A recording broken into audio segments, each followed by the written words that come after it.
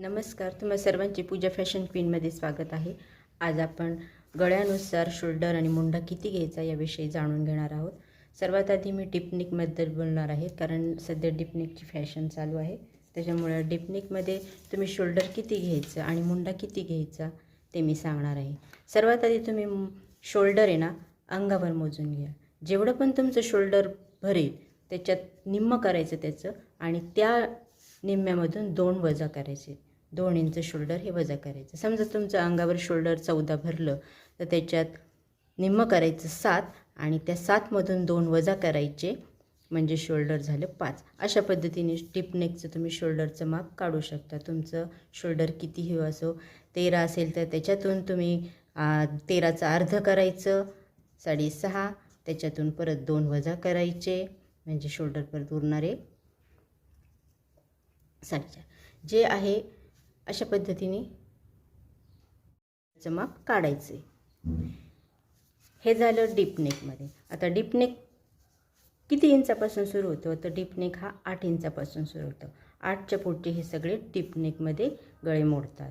पण फक्त 8 असं असेल, 8मध्ये 8 जर तुमचा गळा असेल तर त्याच्यामध्ये फक्त तुम्हाला आता जे आपण 8च्या पुढचे गळे त्याच्यात आपण 2 वजा करतो, आणि 8 असेल तर आपण 1.5 वजा करणार आहोत. म्हणजे जे 14मधून आपण 7 वजा केले, म्हणजे अर्धमाप केलं, ते 7मधून आपण 2 केले. तर हे केव्हा करायचं? 8च्या पुढचे जेवढे गळे असतील तेव्हा आपण 2 वजन करणार, आणि जर 8 असेल तर इथे आपण 1.5 वजा करणार आहोत. अशा पद्धतीने डीपनेकचं तुम्ही मागच्या गळ्याला तुम्ही समजा 5.5 शोल्डर घेतलं, तेच 7च्या गळ्याला तुम्हाला 1/2 इंच वाढवावं लागणार आहे. म्हणजे 5.5चं किती होणार? 5.25. तेच जर 6चा गळा करायचा तर त्याला येणारे शोल्डर 6. मग असं 1/2 इंचाने हे शोल्डर आपलं पुढं वाढत जातं. जेव्हा आपला गळा हा लहान होतो तेव्हा शोल्डर हे वाढत जातं, आणि जेव्हा गळा हा मोठा होतो तेव्हा शोल्डर हे कमी कमी होत जातं. अशा पद्धतीने तुम्ही शोल्डर आणि मुंड्याची मापं मनाने, म्हणजे कुणालाही न विचारता टाकू शकता. स्वतः बॉडी मेजरमेंट घ्या, त्यामुळे ब्लाऊज हे खूप सुंदर बसतो. आता हेच तुम्हाला कॉलर नेक जर असेल तर कॉलर नेकमध्ये काय करायचं? जेवढं तुमचं शोल्डर आहे त्याचं निम्मं करायचं, आणि त्यात अर्धा इंच मिळवायचं. म्हणजे आता तुमचं 14 शोल्डर आहे तर तुम्ही त्याचं निम्मं केलं 7, आणि त्याच्यामध्ये अर्धा इंच मिळवलं, म्हणजे हे झालं 7.5चं शोल्डर. हे शोल्डर तुम्ही कॉलर नेकमध्ये टाकू शकता. हेच शोल्डर तुम्ही बोटनेकमध्ये सुद्धा टाकू शकता. अशाच पद्धतीने बोटनेकमध्ये सुद्धा शोल्डर टाकू शकता. मग बोटनेकमध्ये तुम्ही अर्धा इंच एक्स्ट्रा नाही मिळवलं तरी चालतं. म्हणजे तुम्ही डायरेक्ट 14चं 7 निम्मं केलं, 14चं निम्मं केलं 7 झाले, आणि ते 7 शोल्डर टाकलं तरी तुमचा बोटनेक छान बसतो. कारण बोटनेकला मागं थोडा गळा असतो, 3.5-4चा हा बोटनेकचा गळा असतो.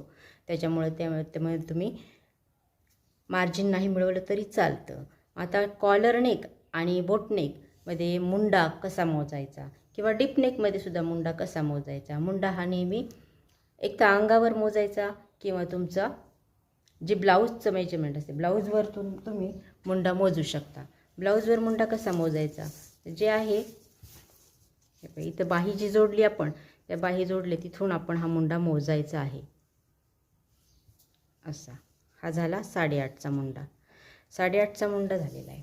मग आता आपण हेच माप इथं 8.5 कसं घेणार? जेवढंही तुमचं शोल्डर आहे त्या प्रमाणात तुम्ही मुंडा घ्यायचा आहे, आणि मग हा मुंडा असा मोजायचा आहे. आता इथे आपण रेष दिली आणि मुंड्याला आकार दिला. त्याच्यानंतर आपण ही डॉटेड लाईनची जी लाईन दिली, ही डॉटवाली, ती शिलाई मार्जिन असं धरायचं. शिलाई, कारण आपण इथे बाही जोडल्यानंतर जी शिलाई तिथून आपण हे अर्धा इंच आतल्या बाजूला ही शिलाई द्यायची, आणि मग मुंडा मोजायचा आहे. आणि बरोबर तेवढा मुंडा जेवढा आपला भरला आहे ब्लाऊजवर तेवढा आपण इथे येतो का नाही ते पाहायचा. तो जर कमी भरला तर आपल्याला ही मुंड्याची रेषा वाढवायची, आणि जर जास्त भरला तर मुंड्याची रेषा ही कमी करायची. अशा पद्धतीने तुम्ही मुंडा हा कमी जास्त करू शकता. आता तुम्हाला कॉलर नेक आणि बोटनेकमध्ये पुढच्या मुंड्याचं माप कसं घेणार? हे झालं मागच्या मुंड्याचं. इतर याच्यामध्ये आपण मागचा आणि पुढचा डीपनेकमध्ये तेच करतो, परंतु कॉलर नेकमध्ये पुढे जेव्हा आपलं जे शोल्डर घेतो तर पुढेच्या बाजूला हे शोल्डर कमी करायचं असतं.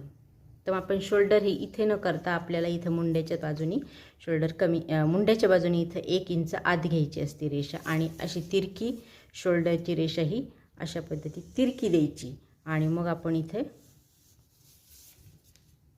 मुंड्याला इथं आकार द्यायचा असतो.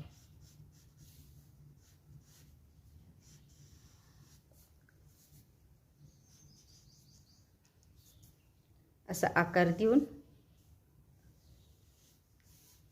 मग मुंडा मोजायचा असतो. त्याच्यात कॉलर नेक आणि बोट नेकमध्ये शोल्डर स्लूप द्यावा लागतो. हे मुंड्याच्या साईडने. तो शोल्डर स्लूप दिल्यानंतर मुंडा हा मोजायचा असतो, हेही लक्षात घ्या. तसं डीप नेकमध्ये तो प्रकार नसतो. डीप नेकमध्ये हा गळ्याच्या साईडनी आपल्याला शोल्डर स्लूप द्यायचं असतं आणि कॉलर नेक आणि बोट नेकमध्ये हे या साईडने द्यायचं असतो, शोल्डरच्या साईडने.